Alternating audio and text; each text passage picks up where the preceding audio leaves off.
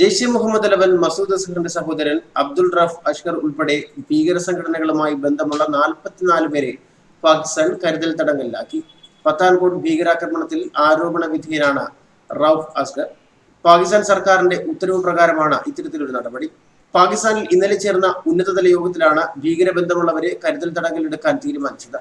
National action plan നടപ്പിലാക്കുന്നതിന്റെ ഭാഗമായാണ് Pakistan interior മന്ത്രാലയം യോഗം വിളിച്ചു ചേർത്തത്. എല്ലാ പ്രവിശ്യ സർക്കാരുകളുടെയും പ്രതിനിധികൾ യോഗത്തിൽ പങ്കെടുത്തതായി മന്ത്രാലയത്തിന്റെ പ്രസ്താവനയിൽ വ്യക്തമാക്കുന്നു. നിരോധിത സംഘടനകൾക്ക് അതിന്റെ നേതാക്കൾക്കുമെതിരായ നടപടികൾ ശക്തമാക്കാൻ തീരുമാനിച്ചതായും പ്രസ്താവന കൂട്ടിച്ചേർക്കുന്നു. പാകിസ്ഥാനിലെ പഞ്ചാബ് പ്രവിശ്യക്കാരനായ മസൂദ് അസ്ഹർ 2000-ലാണ് ജെയ്ഷെ മുഹമ്മദ് സ്ഥാപിച്ചത്. 1999-ൽ ഇന്ത്യൻ എയർലൈൻസിന്റെ തട്ടിക്കൊണ്ടുപോയ വിമാനം വിട്ടയക്കുന്നതിന് പകരമായി അന്നത്തെ BJP സർക്കാർ വിട്ടയച്ച പാക് ഭീകരനാണ് മസൂദ് അസ്ഹർ. 2011-ലെ പാർലമെന്റ് ആക്രമണം, കശ്മീർ നിയമസഭയിലെ ചാവേർ ആക്രമണം, പത്താൻകോട്ട് വ്യോമതാവളത്തിൽ നടത്തിയ ആക്രമണം, ഏറ്റവും ഒടുവിലെ പുൽവാമ ആക്രമണം എന്നിവയുടെ പിന്നിൽ പ്രവർത്തിച്ച ഭീകരനാണ് മസൂദ് അസ്ഹർ. അതേസമയം ബലാക്കോട്ടിലെ ഭീകര ക്യാമ്പുകൾക്ക് നേരെ ഇന്ത്യൻ വ്യോമസേന നടത്തിയ വ്യോമാക്രമണത്തിന് ശേഷമുള്ള ഉപഗ്രഹ ചിത്രങ്ങൾ പുറത്തു വന്നു. ജെയ്ഷെ ഭീകര ക്യാമ്പുകൾ ആക്രമിക്കപ്പെട്ടിട്ടില്ല എന്ന പാക് വാദം തള്ളുന്നതാണ് ഈ ചിത്രങ്ങൾ. ജെയ്ഷെയുടെ പ്രധാന കെട്ടിടത്തിൽ 4 കറുത്ത പാടുകൾ ചിത്രങ്ങളിൽ വ്യക്തമാണ്.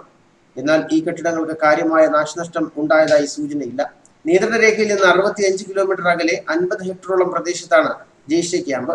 വ്യോമാക്രമണത്തിൽ പ്രധാന കെട്ടിടത്തിന്റെ മേൽക്കൂരയിൽ തുളകൾ വീണുവെന്നാണ് ചിത്രങ്ങൾ വ്യക്തമാക്കുന്നത്.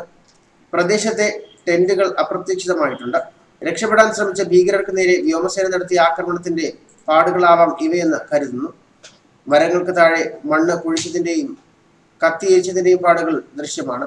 വ്യോമാക്രമണത്തിന് പിന്നാലെ പാക് സൈന്യം ചെയ്തതാവാം ഇവയെന്നും സൂചനയുണ്ട്.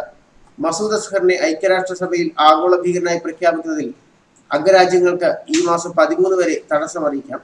ചൈന ഇത്തവണ തടസ്സം നിൽക്കാതിരിക്കാൻ ഇന്ത്യ നീക്കം നടത്തുന്നുണ്ട്. രാജ്യാന്തര സമ്മർദ്ദങ്ങളുടെ ഭാഗമായി പാകിസ്ഥാനും കാര്യമായ എതിർപ്പുന്നയിക്കാൻ സാധ്യതയില്ല എന്നാണ് സൂചന. അതിനിടെ ഭീകരർ കടൽമാർഗവും ആക്രമണത്തിന് ശ്രമിക്കുന്നതായി രഹസ്യാന്വേഷണ വിവരമുണ്ട്. ഇന്ത്യൻ നാവികസേന മുങ്ങിക്കപ്പൽ സമുദ്രാതിർത്തി ലംഘിച്ചുവെന്ന് പാകിസ്ഥാൻ ആരോപിച്ചു. എന്നാൽ നാവികസേന ആരോപണം തള്ളി.